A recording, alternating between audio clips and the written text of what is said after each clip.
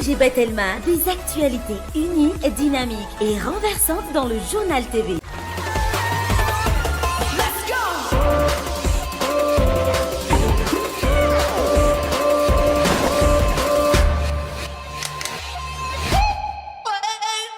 Vous présente Ni Vava. Ina, plus raffinée que jamais.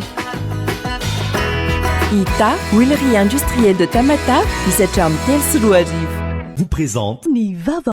La farine ara-pahasalaman, tsara kalitao, azo ampiasaina amina andro rehetra. Les minoteries de l'océan Indien. Manolotra anao ny vaovao.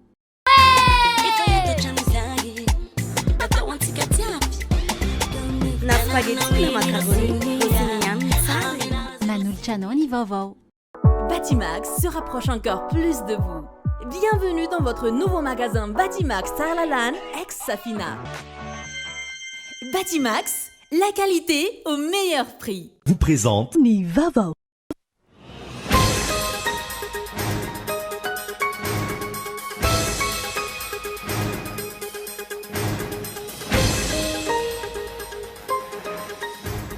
Andalana ny famoahana ny didim-pitsarana mahakasika ireo voasariongotra tamin'ny raharaha volamena 3.75 kilao. Sary natao Afrika Atsimo saingy tsy voafaritra ny fimpitoana. Io no nasongadiny lehibe ny fampanohavana ambony eo anivon'ny fitsarana fandravana vaovao tamin'ity androany ity. Zaky intsony ny fampiororona nataon'ny iraky ny komisiona misahana ny loharano-karena stratejika tany Amboasary Atsimo ho ireo mpiasa any an-toerana. Ny tenan'izay laza ho tsy matahotra na izany ny filoha na ny praiminisitra lehibe ny governemanta. Manampitsofina manoloana ny fitakiany ny sendika ny prakitra raha eto Madagasikara ny tompona ndraikim-panjakana isana ambaratonga ny hatreto. Na izany na tsy izany, tsy hemitra amin'ny fitokoana nataon'ny sendika raha ny fanazavana. Fa 5.20 no misy amin'ny Madagasikara raha ny filaharany firenena manana tahambony indrindra.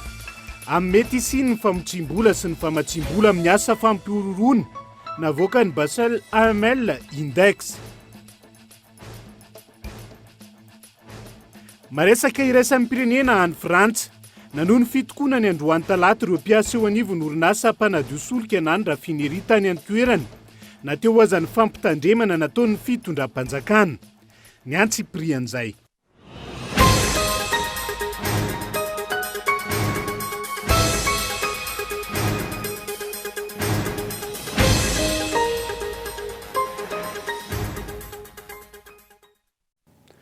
Talata faraika amby folo ny volana Oktobra taona 2022 ankasitrahana hatrany ianao misafidy ny fahitalavitra kolo amin'izao oro izao. Aterina ny araba ary ampanajana ihany koa no anasako anao anaraka ny fampalalam-bavao hatramin'ny farany. Isantarantsika izay dia roa taona latsaka tahorian'ny fatratrarana ny volamena milanja 3.75 kilao. Sary natao Afrika Atsimo, andalana ny famoahana ny didim-pitsarana saingy tsy voafaritra ny fepitoana moan'izay. Io no isan'ny teboka nisongadina nandritra ny fandraisam-pitenenany. Lehibe ny fampanohavana ambony teo anivon'ny fitsarana fandravana vaovao androany nandritra ny fianianana nataony Mirana Clara. Roa taona amin'ny volana Desambra ho avy izao no nahatratrarana ny volamena milanja 3.75 kilao tao Afrika Atsimo. Volamena navoaka tsokotsoka avy eto Madagasikara izy ireo raha ny voalaza. Tsy nisy hatreto ny famoahana didim-pitsarana mahakasika ity fanodikodinana rem-pirenena ity raha ny eto Madagasikara no jerena raha toka voalaza ho nandalo ny fampanohavana izany. Efa mandeha rehefa nandalo tao aminay tao ny fampanohavana iny fa efa mandeha ka efa mizotra makany amin'ny famoahana didy izany zao efa any amin'ny siège dia miandry zay toy antsika. Tsy afaka mifetoana hoe izao na izao fa efa mandeha ary reny raha teo ny sokajiana isan'ny dossier sensible izany hoe mandeha aloha izany raha vao tonga eo am-pelantanana dia alefatra ny hatrany dia mino fa tsy aritreny izany. Raha iverenana, ny volana Desambra 2022 no nahatratrarana volamena milanja 3.75 kilao no entina terak-tany malagasy telo tao Afrika Atsimo. Ireto volamena ireto izay voalaza fa avy aty Madagasikara. Nogiazan'ny Afrikanina tatsimo izany ary no tanana ponja vonjimaika ireto teratany malagasy ireto. Ny Pardja Gold and Jewels Trading ao Dubai no milaza ho tompon'ny volamena. Ny volana febroary taona 2024 no nivoaka ny fonja rehefa nandoavana lamande na caution mitetina manodidina ny 520 tapitrisa ariary izy telo ireo. Any Afrika Atsimo hatreto ireto volamena ireto. Tanteraka androany ny fotoana fandraisana ny fianianana sy fametrahana ny Razafindramaro Boto Vololohanitra. Lehibe ny fampanoavana ambony eo anivon'ny fitsarana fandravana teo anatrehan'ny fitsarana tapony na ny Cour suprême sy ny fandraisana ny fianianana teo anatrehan'ny fitsarana avo na ny Haute Cour de Justice. Tao anatin'izany no noresahany toy ny raharaha volamena milanja 3,75 kilao ity. Fa manameloka tanteraka ny atsindry ireo karazana fanenjehina mahazo ireo mpitsara. Aoriany didy avoakany teo anivony SMM manany syndicat ny mpitsara eto Madagasikara. Na efa manomboka mihena azy ireo tsindrim-pahazo ny mpitsara amin'izao fotoana izao. Tokony namafy ny fahaleovan'ny tena ny mpitsara ny fitondram-panjakana hoy ny filohan'ny SMM tamin'ity androan'ity. Henri Florian. Efa misy ny fiainana amin'ireo karazana tsindrim-pahazo ny mpitsara amin'ny fanatanterahana ny asany. Hoy teo anivony SMM na ny syndicat ny mpitsara eto Madagasikara androany. Tokony hanamafy ny fiarovana ny mpitsara amin'ny didy izay avoakan'ny ministera tompon'andraikitra sy ny fitondram-panjakana hoy hatrany ny filohan'ny SMM. Mikasika an'izay hoe fiarovana ny mpitsara izay fa izay raha mamoaka didy dia didy amin'ny anaran'ny vahoaka malagasy. Ekeko tsy laviko mihitsy hoe betsaka no memenina amin'ny resaka tontolon'ny asa-pitsarana fa io moa zany ny fandraisan'ny vahoaka anazy tsy fanomezantsiny ny zava-dehetra. Fa izay kosa nefa dia manao antsoavo amin'ny vahoaka ny tenanay so amin'ny olona izay manandrara eo amin'ny fitsarana.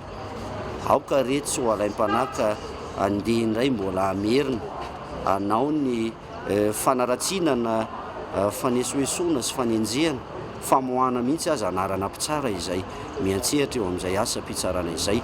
Tsy tokony hisy ihany koa ny fampitana vaovao mialoha ataon'ny mpitandro filaminana alohan'ny hivoahan'ny valin'ny fitsarana mba hisoroana ny olana mety iseho raha ny fanazavany hatrany. Kasika ny fifandraisana arakasa eo amin'ny fitsarana sy ireo officier de police judiciaire na ny agent de police judiciaire zany manao ny enquête préliminaire.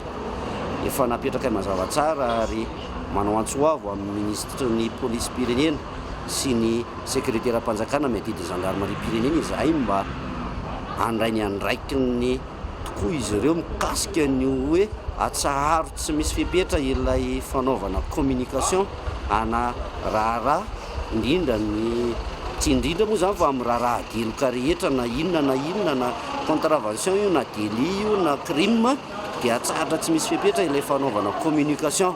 Eny anivo ireny tambazotra serasera sy ny vaovao amin'ny hainy vakojery reny mialohan'ny fiakarana fampanoavana. Namafisy ny SMM hatrany ny fitakin'izy ireo ny amin'ny fahaleovantena ny fitsarana eto amintsika. Fa hijanona ao anatin'izay raharaham-pitsaran'izay ihany isika ao anatin'ity vaovao manaraka ity.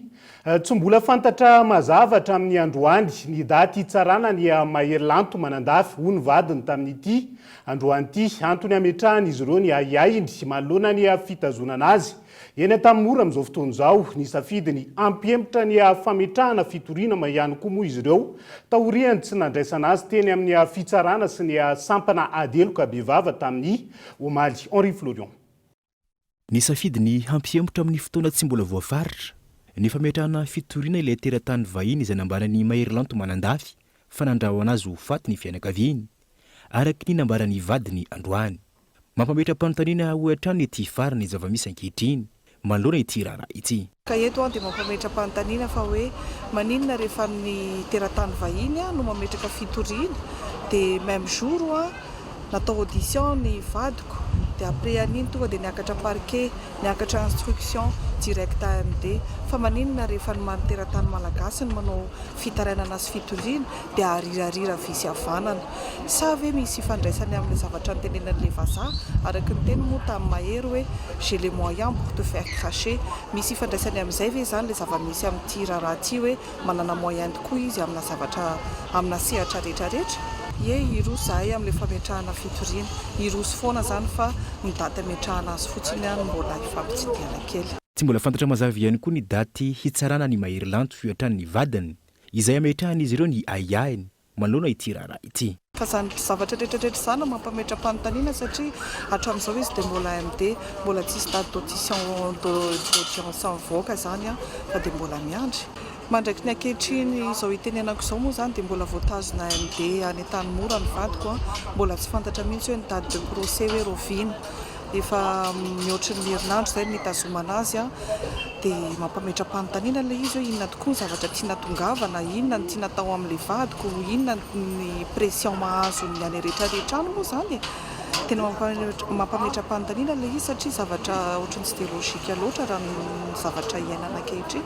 Nanafatra ihany koa moa zany ny vadiko tamin'izahako namangy azy farany tany Tanimora hoe raha ohatra ka misy ilavana azy madame la magistrate dia azohanao feno mampiantso azy any amin'ny biraonao fa aza elingelenina amin'ny lasesy tanoana izy.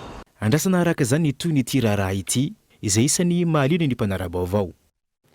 Tsy mbola ho vita toato zany ny raharaha mahakasika ny malamy ity ka ho tateritsika miandalana eto amin'ny fampahalalam-baovao hatrany fa hiazo anamboasary tsy mivetivety ao anatin'ity vaovao manaraka ity.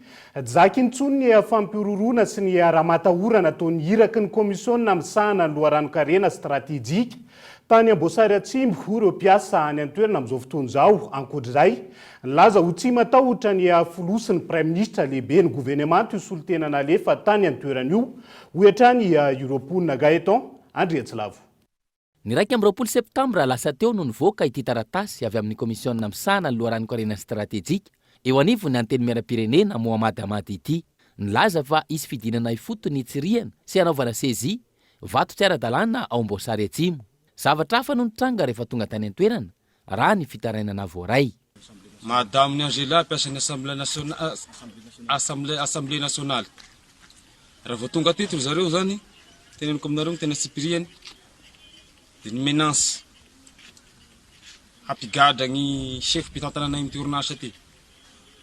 Amplisin'izay nentiny avagny nanontaniany chefonay hoe aiza ny taratasy magnambaranareo fa mpiasan'ny service de mine nareo ahafahanareo misava n'ity société nay ity. Dia nilaza zareo fa hoe tsisy. Dia nanontany koa faharoa hoe aiza ny batra magnambaranareo fa mpiasan'ny service de mine dia tsisy. Dia niverina zareo avany tonga dia nitondra gendarme dia namaky dépôt-na io. Dia ito an'izay velom-pitarena aminareo mpanao fanjakana fa mijaly zahay aty. Sisy hany ho hany laha tamin'ny hidian'ny orinasa fa igny tamazinay melomanay vady amazananay. Dia mangataka aminareo mpanao fanjakana zahay mba ho voavaha io zavatra mahazo anay io. Ankoatr'izay, nilaza ho tsirafesy mandidy ho solotena tany an-toerana io hoy ireto mpiasa ireto ny taraina. Ny miteny madamo hoe nagny filoam-pirenena nagny prime ministre sy mandidy ny vatategnako zao miteny aminareo zao fa za mpanambola mahavita ny vitako raha hidiko dépôt nareo dia mihidy ary hidiako dépôt io robako androany dia ataoko ny hahatonga anazy ho anahy raha piso maraina. Ity taratasy ity araka izany no taratasy faharoa navoaka ny komisiona misahana ny loharanokarena stratégique eo anivony anteny miaram-pirenena ny datin'io 20 septambra 2024 lasa teo io.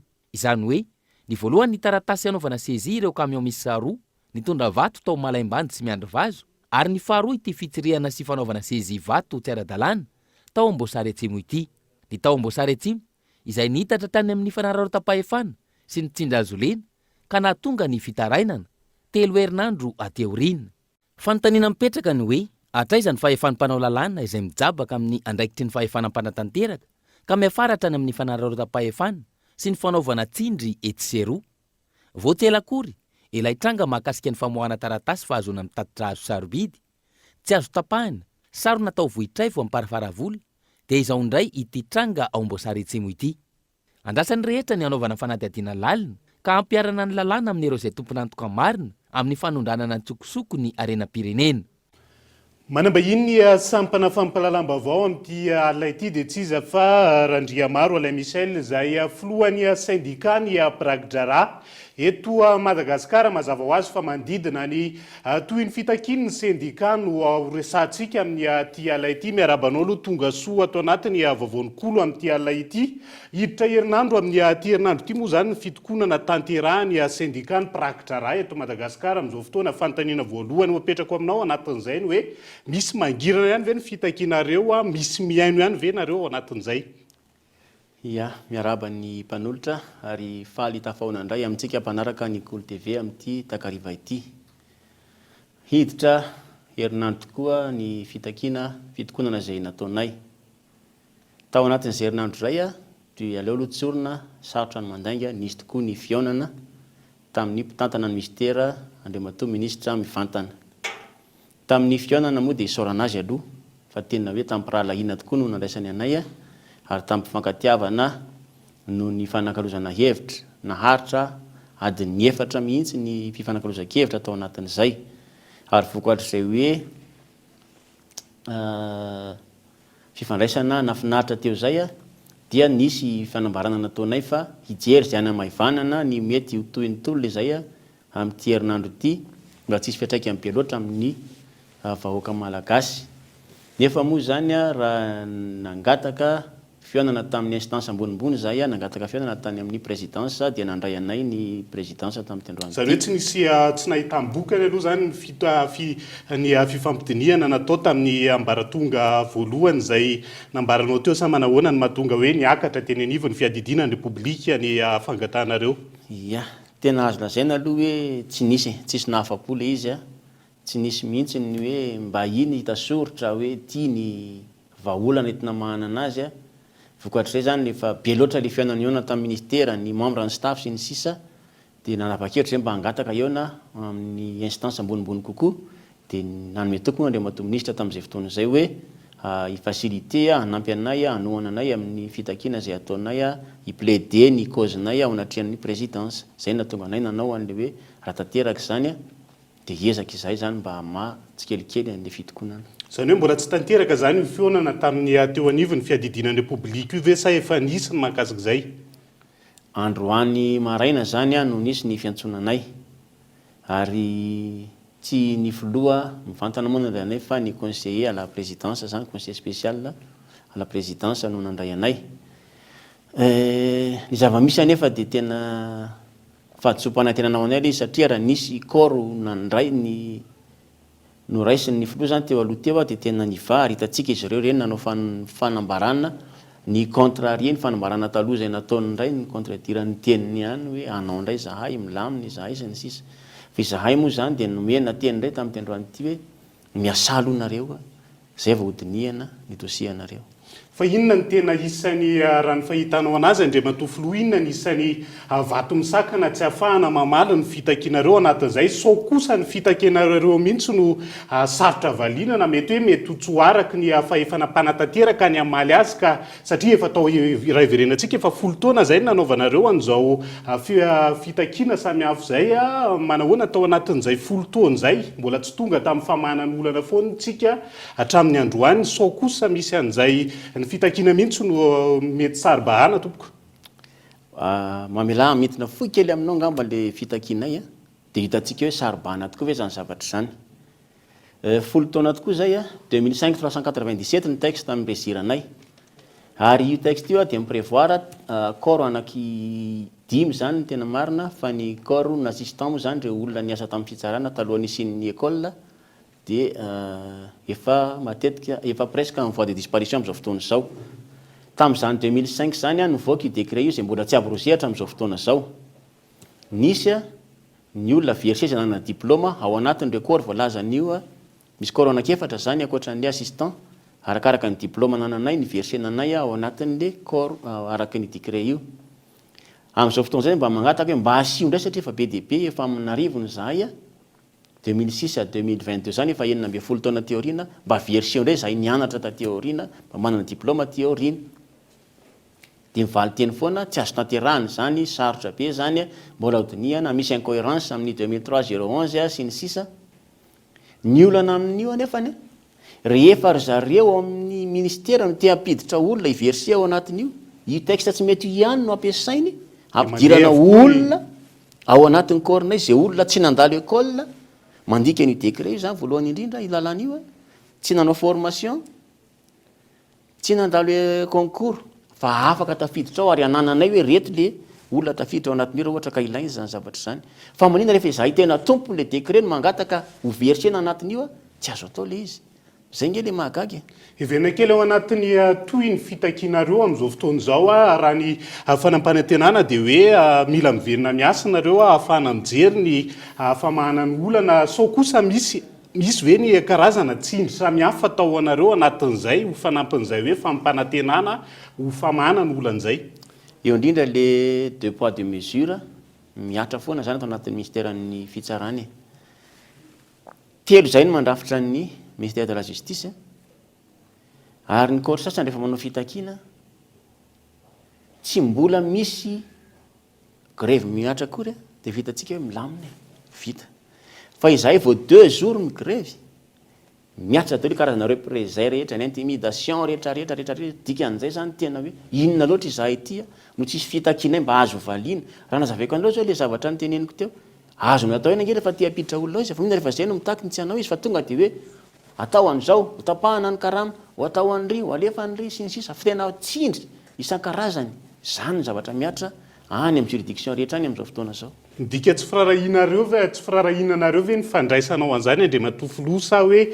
sao kosa tena hoe fahatsapana amin'ny mazava-dehibe ny asanareo ka tsy tokony isiny zay hoe firosona amin'ny fitokonana tanterak'izay raha ny fahitanao azy raha ohatra mo hoe tsapa falehibe ve ny asanay dia tsy novaliana ny fitakinay zay ngamba nao maliko azy manao anary ny mety hotoy ny fitakinareo hoe manoloana n'izay tsindry samihafa zay emotra vesa iroso hatrany mety hamafy kokoa ve ny fitakina ataony syndicat ny pragidrara eto Madagasikara ia satria moa zany azona iantoka fa manomboka zao dia ho iamafy ny fandrahonana ny fanasaziana sy ny sisa mety hiatra aminay noho izany efa manana stratégie koa zany zahay mba hiamafimafy kokoa hatrany koa zany satria efa mianjandro moa zany nitady dialogue de sourds foana misy hatramin'izay ary mitady anao pression foana hoe nataovy aloha ny geste ataovy aloha ny geste folo taona zay nanao geste fa matoa zay 10 ans après mbola eto vao fitaka foana zany amin'le manova geste aloha zay pekady zay hoe misy azo ambara sa hoe mijanona ho tsy ambara telo kosa mba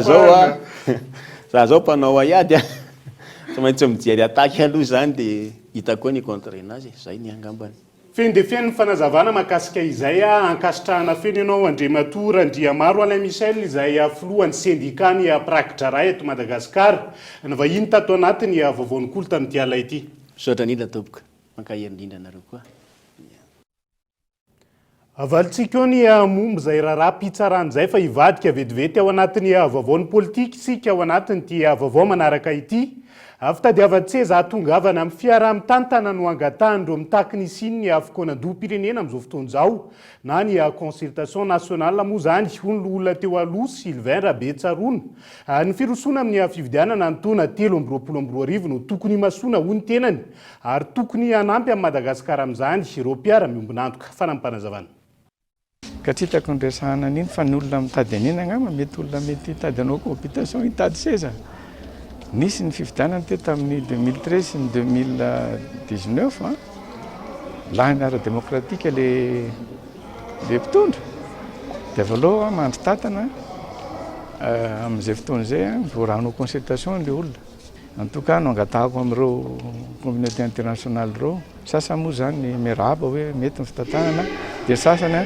tokony mba hanampy koa hanao sensibilisation avy dia avo ampitombony mpifidy zany satria izy olona taux de participation raha avo manana légitimité kokoa le président lany dia izay ny koa no entintsika miseny vetivety anaty adoka fohy ny filaharan'ny firenena mahakasika ny mety ofisiny ny famotsimbola sy ny famatsimbola ny asa fampioroana eo ihany koa ny fiatraikan'ny doroala sy ny faliton'ny rivotra na izany amin'ny lafiny toe-karena sy ny fahasalamana rehefa avy eo no anarahantsika izay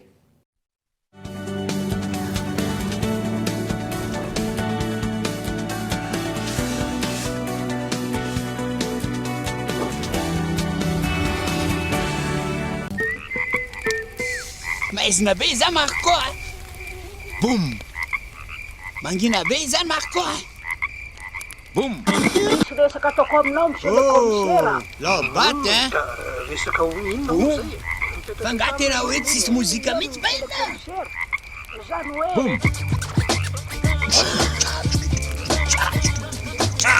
Vaovao balika boum. Fitaovana mandeha amin'ny herin'ny masoandro misy jiro entanana efa miaraka amin'ny radio sy MP3 ary afaka mamahana finday manomboka amin'ny 900 ariary monja isan'andro mandra-pahaveninao vidiny manontolo balika mamiratra no aviko. Ina dia vita amin'ny soja voafantina mba hampatsiro ireo karazan-tsakafo karakarainao. Ny menaka Ina dia ahitana oméga 3 sy oméga 6 ary ara-pahasalamana no ny otrikaina entin'ny soja. Ina ilay menaka manome tsirony nahandronao isan'andro.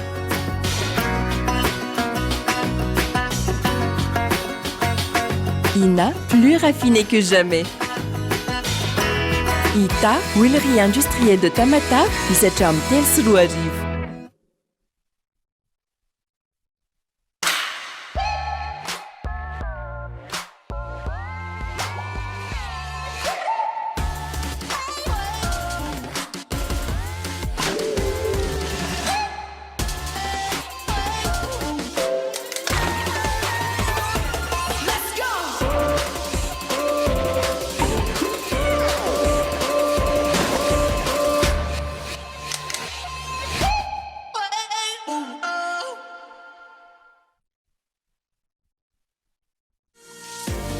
Telo amby roapolo sy 2 arivo ho avy ny fifidianana itobaka ny vola izara t-shirt sy kojakoja samihafa indray ireo kandida mba handresen-dahatra anao.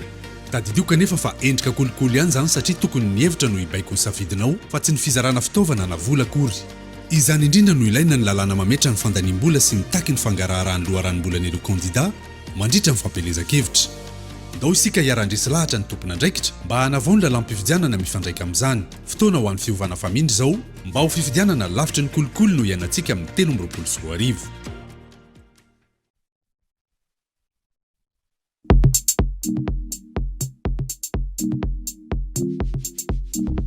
La farine ara-pahasalamana, tsara kalitao, azo ampiasaina amin'ny nahandro rehetra.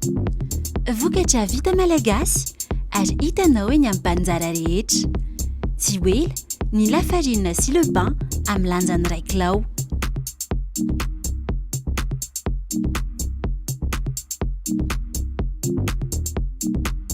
Les minoteries de l'océan Indien. Vita malagasy.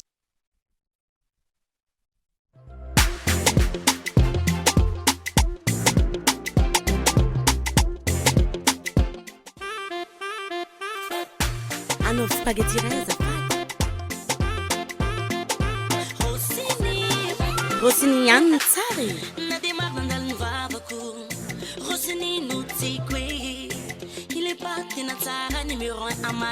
Vito!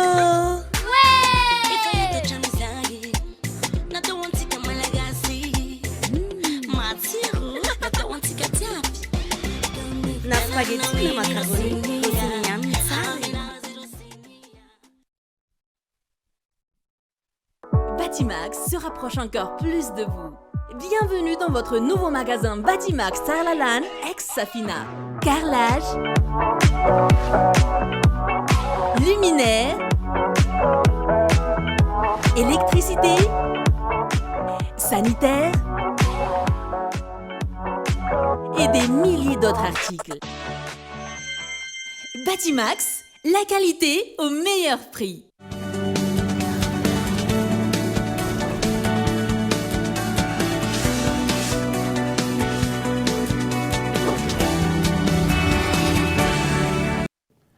Mamerina ny arabatra ny tombo-klasia tongo vavy tonga soa ato anatin'ny tapany faharoa amin'ny fampalalam-bavao amin'ity ala ity.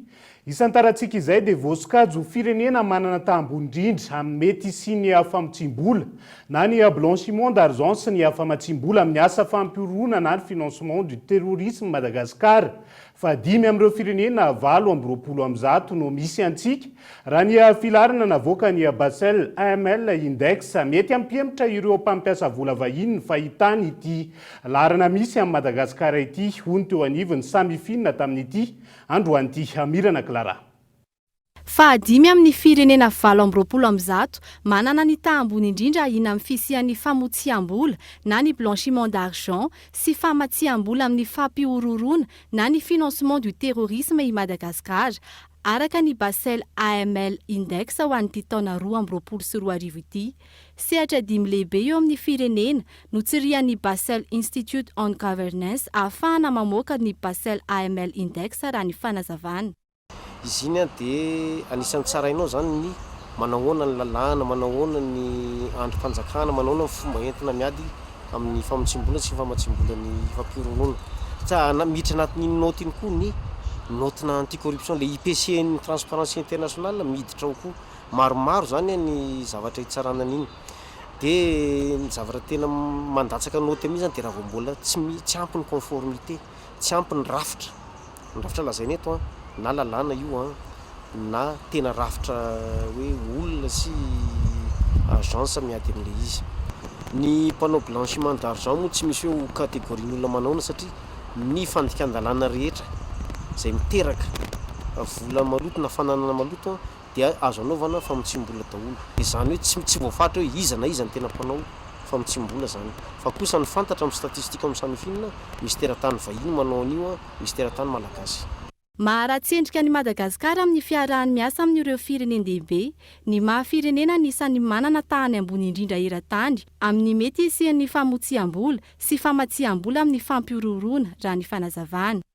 Arana le ohatran'le navoaka io mazava ho azy, hitan'ny mpandrarà reny, hitan'ny mpamatsy vola reny, hitan'ny firenena miara-miasa miara-miasa amintsika reny. Dia rehefa hitan'zareo zany hoe pays à risque dia mety misy zany mihena le fahavitriana andeha hampiasa vola atỳ amintsika. Zay ny tena lafiny anankiray. Zay mahatonga ny fanjakana tena efa niezaka ny azakazaka be mihitsy tatorako nanatsara n'ilay ady amin'ny famatsim-bola fampiororona mba ahazahoantsika zany misarika fampiasam-bola aty Madagasikara ary ahazahoantsika fanampiana avy amin'ireny firenena mpiara-miasa amintsika sy mpamatsy vola iraisam-pirenena reny. Raha iverenana, hatreto tsy nahasitina mpampiasa vola ny fiarah-miasan'ny fitondram-panjakana amin'ny cabinet Rothschild & Co. Raha toa ka izay no anisan'ny tanjona napetraky ny fitondram-panjakana amin'izany fiarah-miasa izany. Anisan'ny mampihemitra ireo mpampiasa vola raha ny fanazavana, ny tsy fanajana ny fitondrana tsara tatana na ny bonne gouvernance sy ny tany-tandalàna. Mety tsy handrisika ny mpampiasa vola vahiny ihany koa ny fahitana ny mety hisian'ny famotsiam-bola na ny blanchiment d'argent sy ny famatsiam-bola amin'ny fampiororona na ny financement du terrorisme eto amintsika raha ny fanazavana. Maro araka izany ny akony sy ny fiatraikany ny filaharana iny amin'ny sehatry ny fandrarana sy ny lafin-javatra maro, indrindra ny ara-toe-karena eto amin'ny firenena raha iny fanadihadinana raha antsika iny. Fa tsy maintsy hisy akony ara-toe-karena ho an'ny Madagasikara ihany koa ny fandoran'ireo alarovana hoy ny mpahay-toe-karena. Miompana amin'ny tontolo iainana tamin'ity androany ity ankoatra ny fiainan'ny vola miditra. Azo avy amin'ny fizantany indrindra ireo mpitsidika ny alarovana moa zany isan'ny simba vokatry ny fandorana ala ihany koa ireo karazana ravikazo sy zava-maniry hitsaboana ireo aretina samihafa fity nokolona.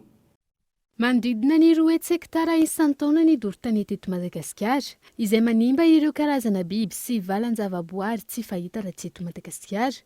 Ankoatra ny fahasimban'ny tontolo iainana, misy akony amin'ny lafiny ara-ekônomika ny fahasimban'ireo ala ireo raha ny fanazavan'ny mpahay-toe-karena miompana amin'ny tontolo iainana.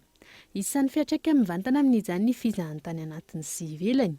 Iena ny vola miditra eto Madagasikara raha toa ka maty vokatry ny fahamaizan'ny ala avokoa ireo biby tsy fahita. Ankoatra izay, ireo zava-maniry izay miantoka ny fikarohana ara-tsiantifika samihafa. Ataontsika hoe ny fomba fangalana vola amin'ny ala dia misy karazany roa na telo kory aza. Misy ny ataontsika hoe fangalana ny zavatra vokatra ao anatin'ireny ala ireny. Misy ny zava-mananaina, biby, dia misy ihany koa ny zava-maniry izay alaina, extraction, valorisation extractive moa ny ilazana azy, angalana ny ataontsika hoe plante médicinale zany, ny resaka écosystème, raha mainy reny mangrove reny, dia maty miaraka aminy ao koa ny activité, ohatra hoe ny fanjonoana crabe. Reny rehetrarehetra reny zany dia ataontsika hoe fahavoazana araka ekonomika ho an'ny mponina manodidina amin'ireny toeran'ireny sy ho an'ny ataontsika hoe ny fitondram-panjakana ihany koa. Etsy ankilany, vola very ho an'i Madagasikara ny fahamaizana ala amina hektara maro raha ny fanazavana. Misy ny tetika asan'ny vondrona iraisam-pirenena ampihenana ny gaz karbonika manerana izao tontolo izao. Misy ny vola omenan'i Madagasikara raha toa ka mahafehy ny fepetra amin'ny tsainan'ny gaz karbonika ohatra ny mpahay-toekareny.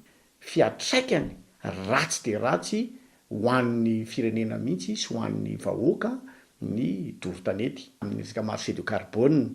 Izany hoe mbola manana ala dia entaniny ataontsika hoe eo amin'ny vondrombe iraisam-pirenena zany mba hitahiry ny ala atsika, satria ny ala atsika dia capté carbone, zany hoe maka an'ilay gaz carbonique eny amin'ny abakabaka zany, dia omena volontsika ho takalony fitazomantsika an'ireny ala atsika ireny. Izay le ataontsika hoe tsena ny gaz carbonique zany.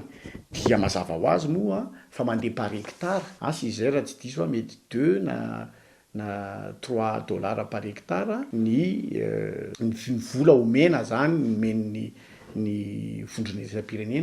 Isan'ny miteraka resabe amin'izao fotoana ny fahamaizana ireo alany amin'ny faritra arovan-eto Madagasikara, toy izay nisy tao Ankarafantsika, toy ihany koa ny fahamaizana tao Marogo, izay namay tany nambolekazo mirefy 510 hektara. Nahitana tranga fahamaizana ihany koa ny tao amin'ny ala arovana Ambohitany kely Angazobe. Taorian'ny fanjanahantany no ny antombohan'ny doro-tanety eto Madagasikara, ka ny fitondrana goragora taorian'io vanim-potoana io no nanomevana ireo mponina Andoro ala, ohatra ny mpahay-toekarena miompana amin'ny tontolo iainana. Ilaina ankilan'ny fampiarana ny sazy entitra ho an'ireo izay tratra mandolo ala, hiteraka fatiantoka ho an'ny Madagasikara ny tsy fandraisana izany fepetra entitra izany raha ny fanazavana.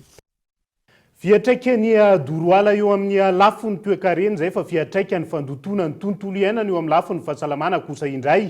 Niakatra ny atan'ireo olona marary tonga manantona toeram-pitsaboana amin'izao fotoana no ny aretratra, hoy ny mpitsabo nanaovana fanadihadiana tamin'ity androany ity. Anton'izany ny faloton'ny rivotra iainana eto an-drenivohitra noho ny doroala ny fanesiny setroka fiara samihafa fity nokolona.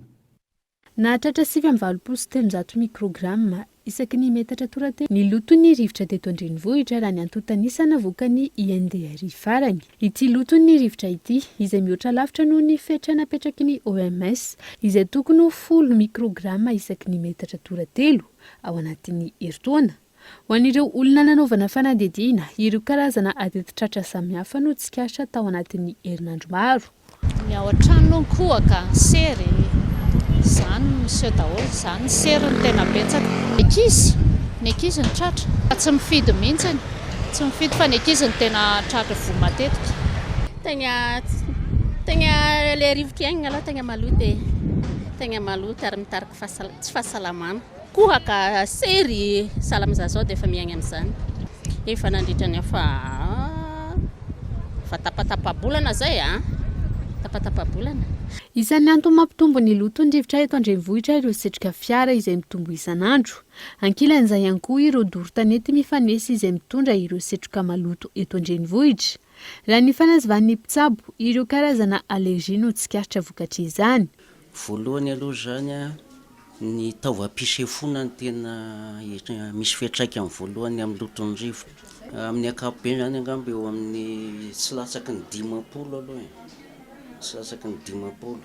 Ary ny olana matetika moa raha vao misy ray ao an-trano vo dia lasa mifindra izy. Matetika zany aloha voalohany aloha dia ny hoe sepotra zany hoe tery le lalan-drivotra dia lasa mitarika sepotra izy ohatra hoe manomboka hatraty amin'ny tenda izy dia midina any amin'ny ataontsika hoe branche zany dia midina hatrany amin'ny avokavoka mihitsy raha dia tsy ferana koa ny atao hoe sohika. Isa-taona somary mitombo foana ny olona von'ny allergie respiratoire noho ny fahaloton'ny rivotra. Izany vahaolana hitandrovana ireo aretina ireo ny fahadiovana ao an-tokantrano raha ny fanazavana hatrany. Ovanà aloha zany raha hoe ho an'ny olona ankapobeny sarambabe baroaka aloha dia hoe diovina amin'ny manodidina dia atao madio ny trano surtout ny trano atoriana amin'ny alina. Ny atoandro tsy dia maninona ohatra ny ankizy kely tsy dia maninona fa amin'ny alina nefa tsy matory satria sepotra sesina ny orana. Dikan'izay tsy ampy le rivotra madio amin'ny trano fatoriana. Eto amintsika moa mampalahelo fa misy olona telo efatra dimy enina raha efitra miara matory eo mazava ho azy fa tsy ampy zany ny oxygène sy ny rivotra madio. Raha ny tana vokany UNICEF ny taona 2024 manodidina ny 20 isanjato ny tranga fahafatesana vokatry ny fahalotondrivotra eto Madagasikara. Isan'ny roa tanan-dehibe mampanahy amin'ny fahalotondrivotra manerana izao tontolo izao Antananarivo. Araka voalazan'ny OMS, raika amin'ny 70 isanjato ny mponina maneran-tany no mifoka rivotra maloto, ka isan'izany ny mponina eto Antananarivo. Fa mafy ny tany tsy fanjari-tsakafo eto Madagasikara atao anatin'ny enim-bolana ho avy araka ny tombany nataon'ny cadre intégré de classification de la sécurité alimentaire IPC. Ohatra ny roa tapitrisa ny isan'ny olona tratran'izany manenina nosy raha io tombana io hatrany. Etsy ankilany sarotra ny fampitomboana ny vokatra noho ireo olana maro sedrainy ny tantsaha. Mahery ny roa tapitrisa no tratran'ny tsy fanjari-tsakafo eto Madagasikara atao anatin'ny enim-bolana ho avy araka ny tombana navoaka ny cadre intégré de classification de la sécurité alimentaire IPC. Isan'ny mafy kokoa no ny mosary efa mahazo ireo any amin'ny faritra atsimon'nosy ankehitriny no hitranga araka ity tombana ity hatrany. Ankoatra ny fiovan'ny toetrandro, tsy araka ny fahefa-mividin'ny sarababem-bahoaka ny fiakaram-bidin'ireo entana ilaina amin'ny fiainana andavanandro ka ampitombo tsy fanjari-tsakafo io. Manoloana izany, nanambarany eo anivon'ny Office National de Nutrition fa maro lafy ny hetsika atao hiatrehana izany. Hoe miezaka zany ho ampitombo foana ilay vokatra, ezaka koa hoe ahitahiry, ampiasa, hanodina, ampiakarina koa ny fidiram-bola ny fianakaviana tsirairay avy azy, maro lafy zany ilay ezaka atao hiatrehana amin'izany, ny rano, ny fanomezana rano fisotro, rano sotroin'ny biby, rano ambolena, ny fahasalamana izay hoe afaka sitrahan'ny rehetra zany famenao ny fanabeazana ihany koa, zany hoe maro lafy ny hetsika atao Hatramin'ny androany, ho sarotra izay fampitombona ny vokatra izay araka ny fanazavana nentin'ny Fédération ny vehivavy tantsaha eto Madagasikara no ireo olana maro sedrain'ireo tantsaha tsy voava hatramin'izao.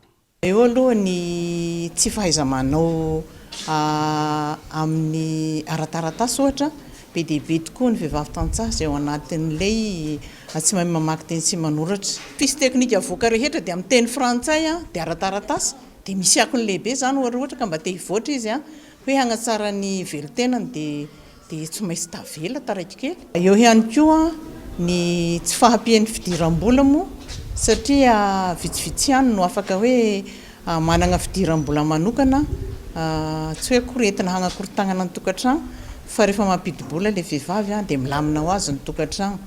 Dia tsy fahampian'izay misy. Dia eo ihany koa ny hoenti-manana araka ny voalaza teo hoe ny masomboly sy ny zezika mbola ao anatin'ilay tantsaha tsy ampian'izany ny vehivavy tantsaha. Hatreto araka izany miady ireo tantsaha ary tsy mipaka ny fotony tohana isan'ny tokony ambarany ministera tokony andraikitra. Ny tsy fiatsaran'ny taham-pamokarana izay midika ho tsy fitombon'ny vola miditra ho an'ny isan-tokantrano. Vokatra io ahina ho mafy noho ny zava-misy ankehitriny ihany koa ny tsy fanjari-tsakafo ho an'ireo zaza latsaky ny 5 taona. Raha ny fanadihadiana natao farany tamin'ny taona 2024, 700 isanjato ny zaza eo anelanelan'ny 2 hatramin'ny 5 taona no tratrany tsy fanjari-tsakafo mitarazoka. Io zany le hoe zaza fohy raha pitahina amin'ny taonany. Io le hoe tsy azo ivalozana intsony no ny antony hoe tao anatin'ny 10 andro voalohany vao nitsaika ilay zaza ka hatramin'ny faharoa taona dia tratrany tsy fanjari-tsakafo mahery vaika matetika izy noho ny tsy fahampiany sakafo, noho ny aretina sy ny sisa sy ny sisa.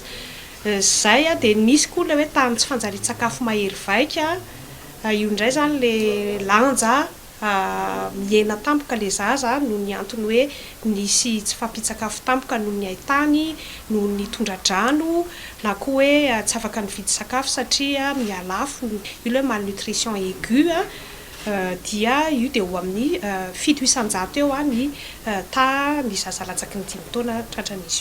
Andrasana araka izany ny paikady entin'ny fanjakana ampianany io tany tsy fanjari-tsakafo io atao anatin'ny enim-bolana ho avy, fa ihany koa ny fisorohana ny fiverimberenina ny tranga.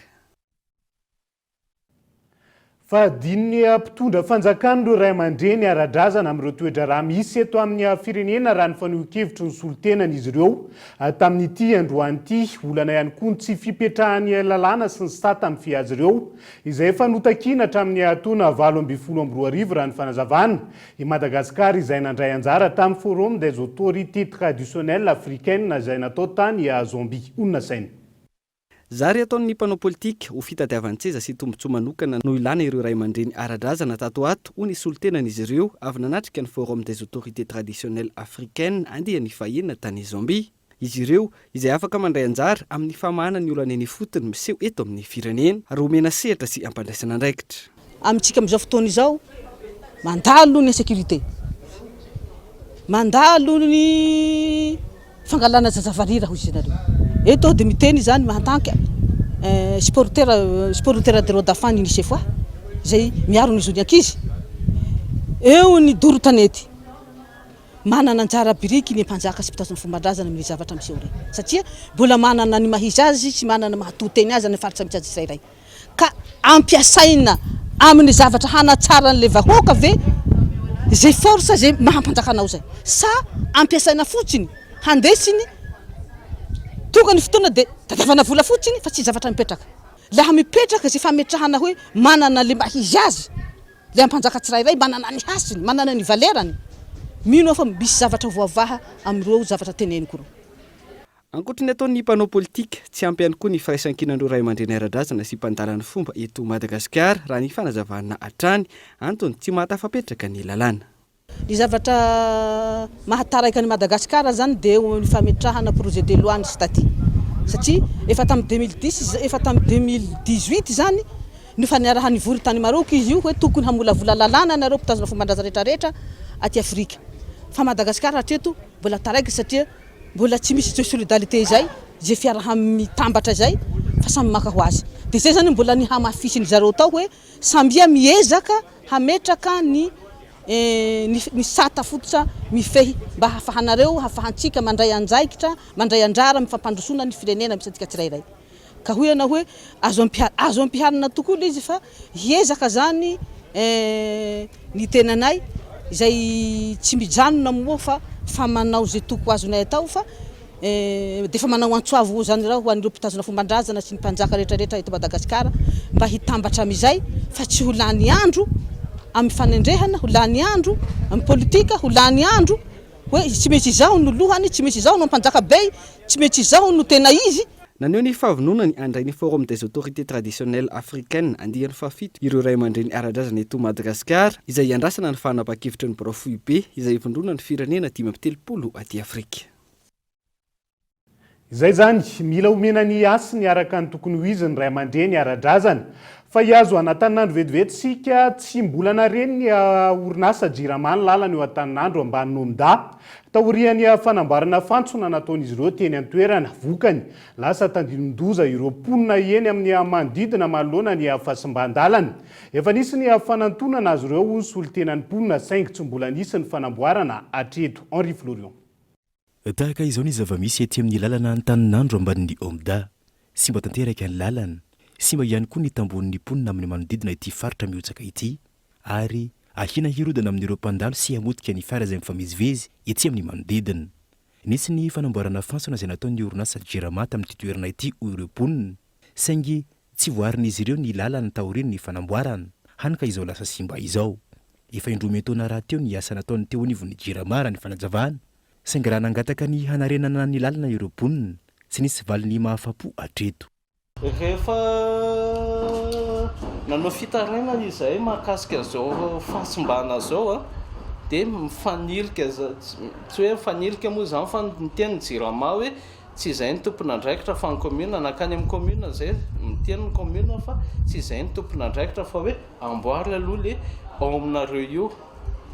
Raha ahoana moa nanamboarana zao zavatra zao hoe fananam-panjakana le izy dia izahay mipetraka eto no andeha hanamboatra an'le izy. Nanao antso avy izay nanao fitarainana teo amin'ny présidence région commune Fokotany Jirama énergie nanao andreo fitarainareo hatramintsika amin'teny zao tsy mbola misy valiny. Manao antsova araka izany ny ponina eny amin'ny manodidina ity toerana ity ny amin'ny tokony hanarenana ity lalana ity indrindra fa amin'izao akatoko ny vanimpotoam-pahavaratra izao.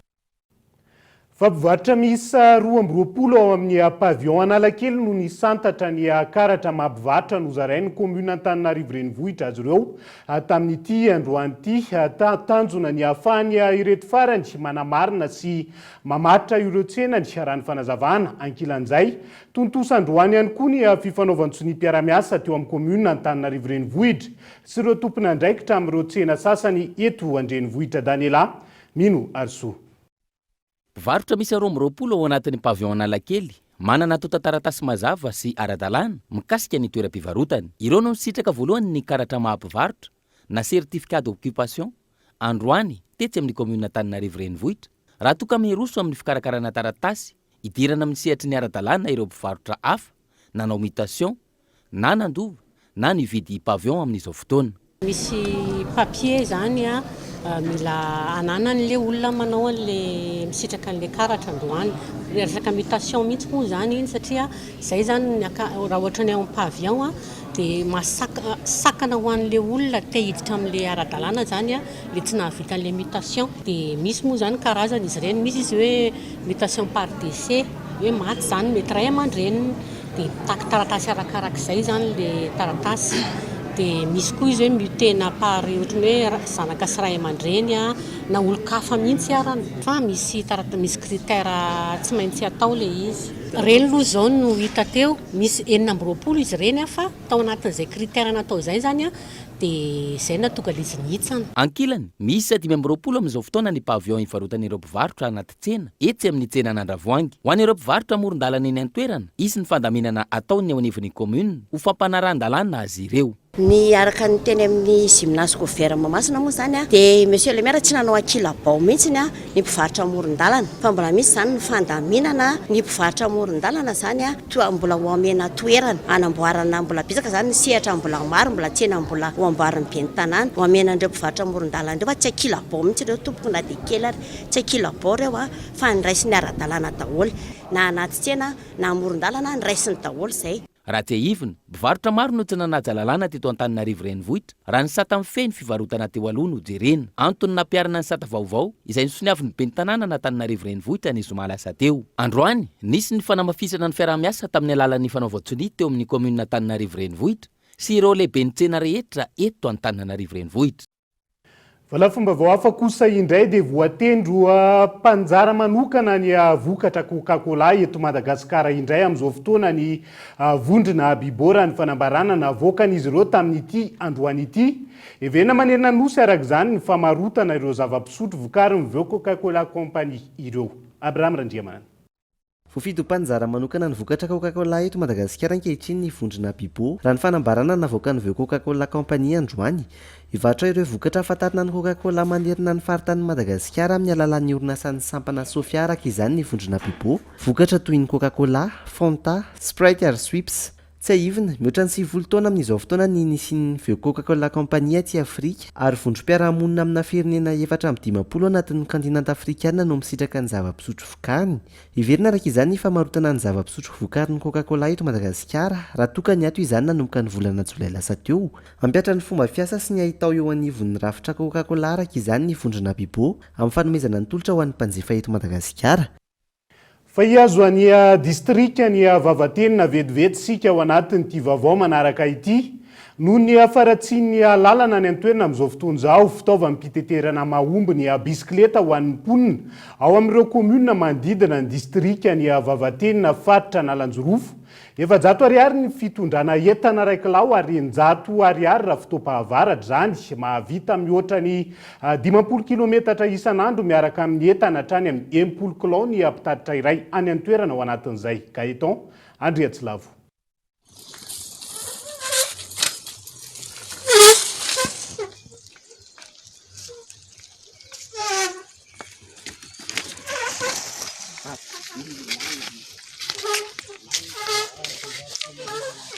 Tsy tahaka ny bisikileta rehetra, namboarina manokana ifanaraka amin'ny faratsian'ny lalana ny bisikileta ho an'ireo mpitatitr'entana ato anatin'ny distrika ny Vavatenina faritra Nalanjorofo. Nesorina ny famoizana na ny pedala sy ny lasely na ny fitaingenana ahafana miditra anaty fotaka sy anaty lalana tery. Dia mazaka 4 kilao.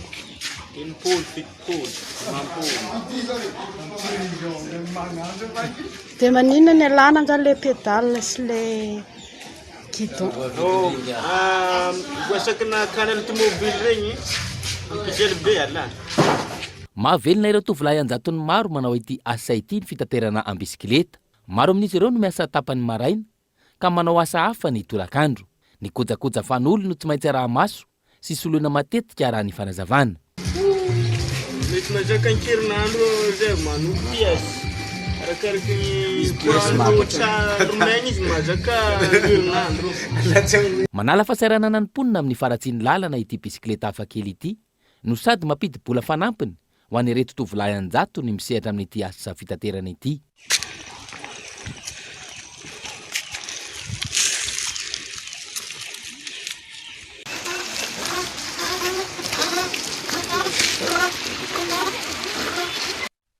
Dia iny fanadiadiana iny koa ihany koa no entsika miampita ao anatiny maresaka iraitsan'ny pirenena any Frantsa. Nanohy ny fitokoana ny androany talata ireo mpiasa eo anivon'ireo orinasa mpanadio solika nandra fineritany an-toerany. Nateo aza ny fampitandremana nataony fitondram-panjakana nanambara ireo minisitra tompona andraikitra ny amin'ny firoson'ny fanjakana frantsay amin'ny fanatanterana ny réquisition amin'ireo raffinerie raha toka tsy misy ny famatsiana solika avy amin'izay.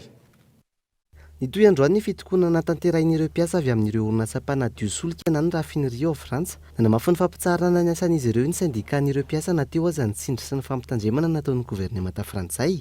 Taorian'ny fivorian'ireo minisitra tompona andraikitra omaly miantso amin'ny fijerena vahaolana iraisana anatin'ny fotoana fohy izy ireo. Iroso amin'ny fanatanterahana ny réquisition ny fanjakana frantsay raha toka tsy misy ny marimaritra iraisana ahafahana mampiodina ny orinasa sy mamoaka ny solika raha ny fanazavana. Etsy ankilany midika ho fiantsiana ady ny fanaovan'ny tompona andraikitra ny réquisition manoloana ny zava-misy ankehitriny raha ny nambaran'ireo mpiasa manao ny fitokonana.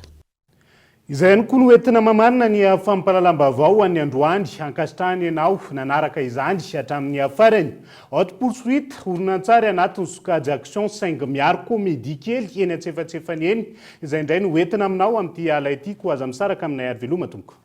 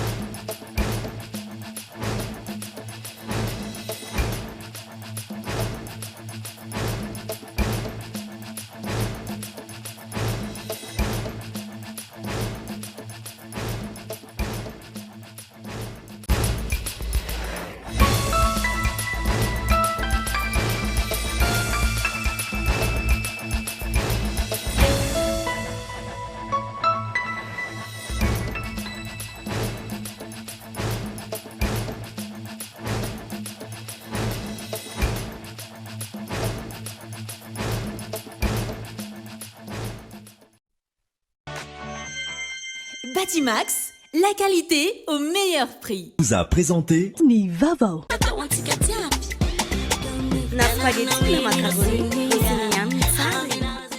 Vous a présenté Nivavo.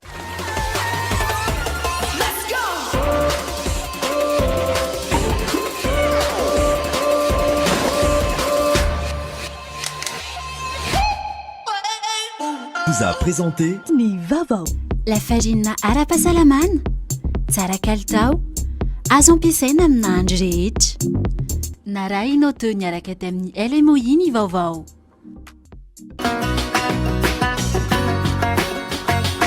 INA, plus raffiné que jamais. ITA, huilerie industrielle de Tamata, misatra Tel Suruariv. Vous a présenté Nivavo.